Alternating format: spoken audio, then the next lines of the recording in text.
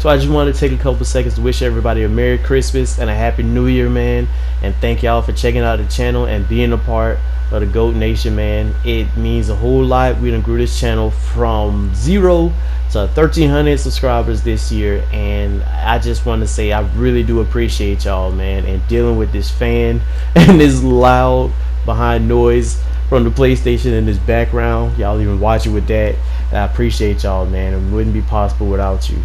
And I am getting ready to get new equipment as much as I can. I'm gonna be camming up a lot more in the new year and everything. So if y'all want to help out with any of that, just A, make sure you watch the videos all the way through, but B, I'll be dropping my Cash App and my Twitter down in the top pinned comment. Y'all check that out, man. A lot more to come. Just want to thank y'all again, but enough talking, let's get into it.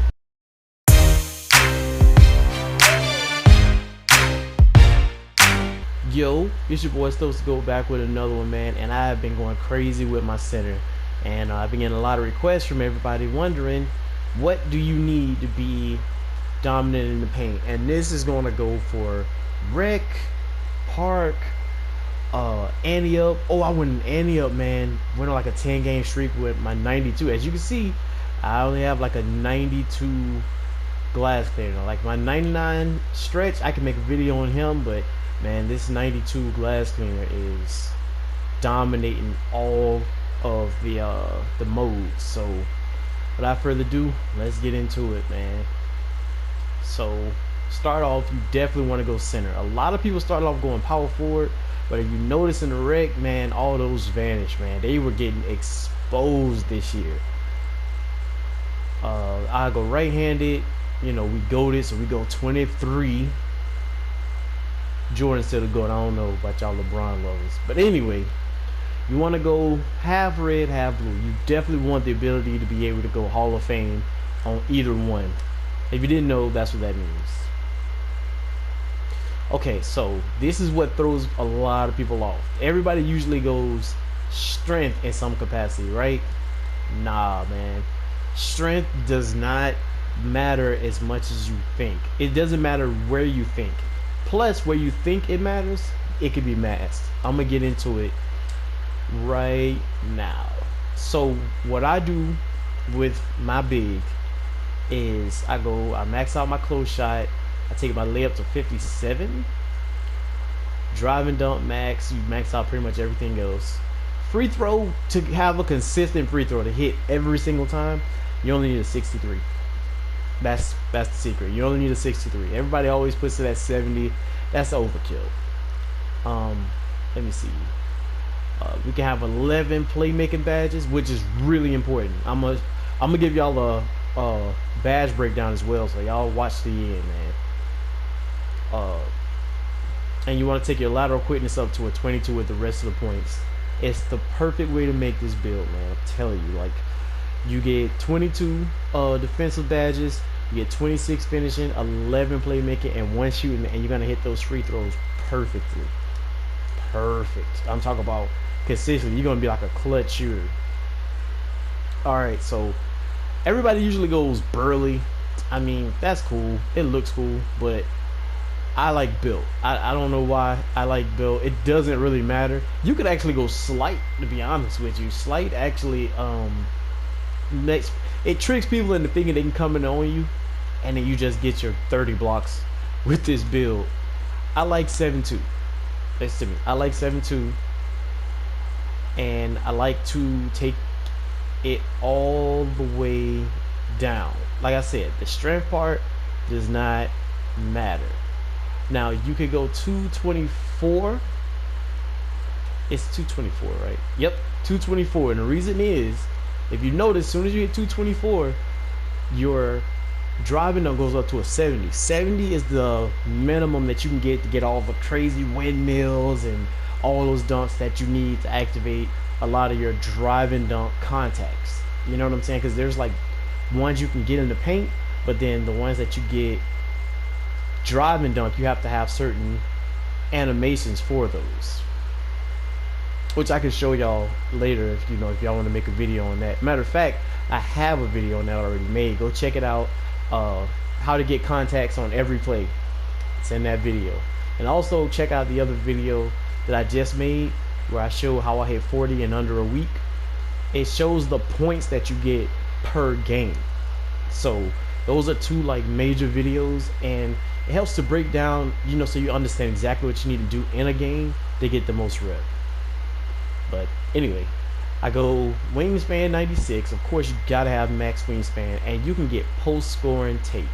Before I switch over, I want to show y'all the crazy stats that you're gonna end up getting for this build, man. It's insane. You gotta think about it. It's +4 for all you people that like to stay at 92 if you get gym rat. So that's a 58 strength, that's a 65 speed, that's a 63 acceleration, and a 73 vertical. The most important thing, and I'm gonna explain this pie chart deal because a lot of people just say that and they don't explain why this is so important.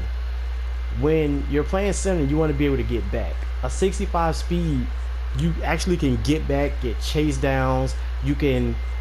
Your acceleration is good, so you can like step out the paint and chase it down and get a block. Like you can actually kind of play from wing to rim. You know what I mean? And being versatile is a lot more important. Your vertical is, as you can see in the beginning, those blocks, man, it counts your vertical, especially rebounding. Rebounding, you'll have little dudes jumping over you. Like, what the heck? If you don't have like a good vertical. That vertical is amazing, I'm telling you. And with strength, we mask it with badges. That's what we do. Like, you can still back people down. Don't get me wrong. As you can see, you back people down, you hit that drop step, cram. You know what I'm saying? You don't need it for context. I'm gonna put that out there right now. Strength, as far as like, oh, does it help you like dunk on people more effectively? No, it doesn't. It just helps you get into the position more, because what you're doing is, again, it's in that how to contact on anybody video I made. You hit that drop step, you create separation. Like, that's what backing down, all of that does. You have to have like a little separation in order to dunk. But I just always wanted to explain that. Hopefully that helps. And you could actually get post score, rim take, and glass cleaner.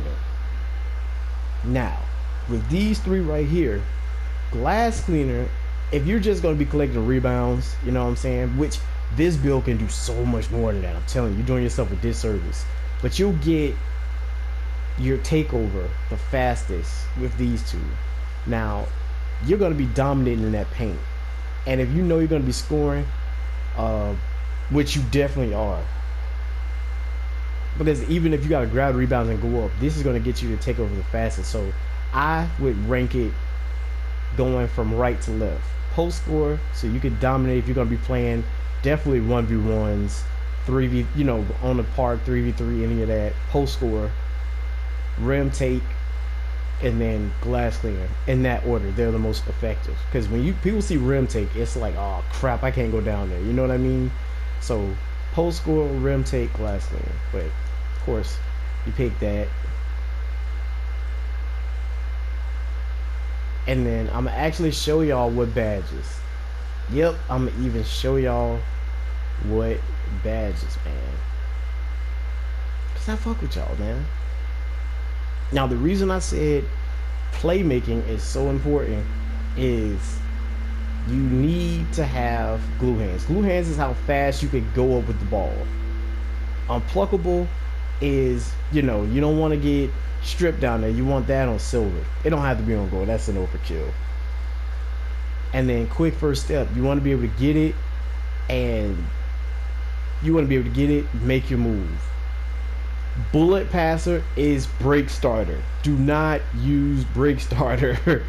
Jesus Christ, do not use break starter. Break starter is like, you can have that on Hall of Fame and throw crazy passes out of bounds. It's about getting the pass down there, and this is actually the accuracy. Now, what you could do, since you actually not dribble, because unpluckable, people don't realize, it's for like when you're dribbling, like if you're doing any type of that like ISO stuff.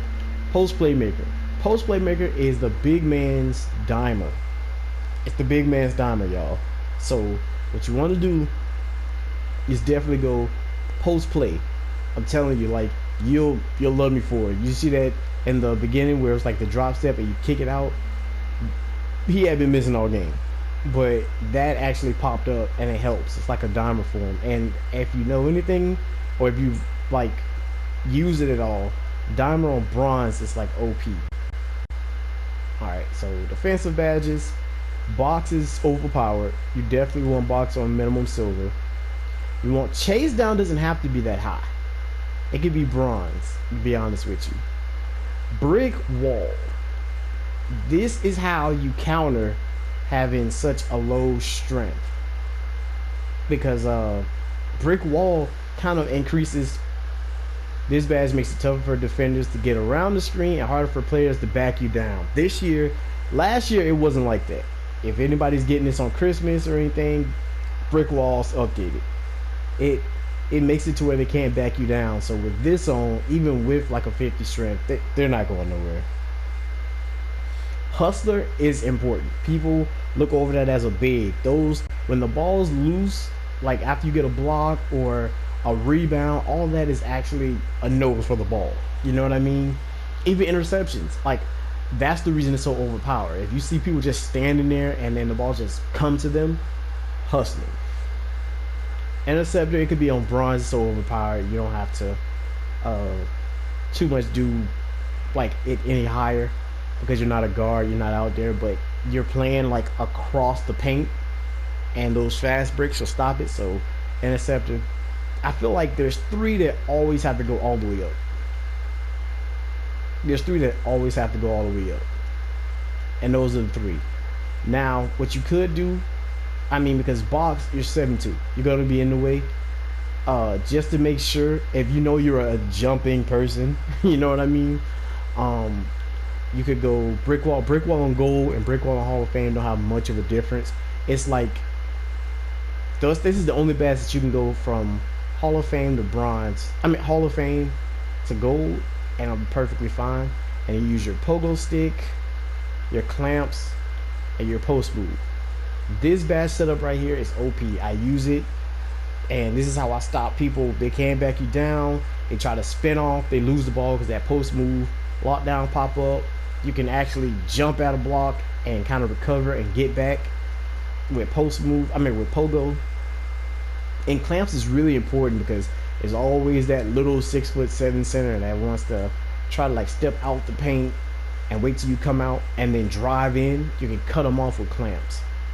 It really works. This one shooting badge, as a big dude, everybody puts on fades. Do not do that. Like, you're not going to be fading unless fading is part of your game. If fading is part of your game, by all means. But put on clutch shooter. Clutch shooter starts to work in the second quarter. I got a video up where clutch shooter starts to work in the second quarter. On free throws. So second, third, fourth, you getting like a huge boost to your free throws, and you start making like all of them. So that and then they're going to be fouling you. They're not going to really too much foul you in that first, but the second when they see that you're dominating, they're just going to be like reaching at you. Clutch shooter, it completes your game. All right, so for the fun part, what everybody's probably been waiting on, the finishing badges. Slithery is your best friend. Now, this is me. I don't too much believe in Hall of Fame badges. It's kind of overkill to have Hall of Fame, because you really need to have. It's not about the quality. It's about the quantity. It's the other way around with badges.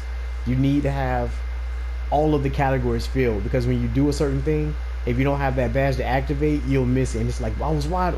That's why. Posterizer gold, unstrippable gold, because they are going to be stripping at you. Listen, you're going to be dominating in that paint.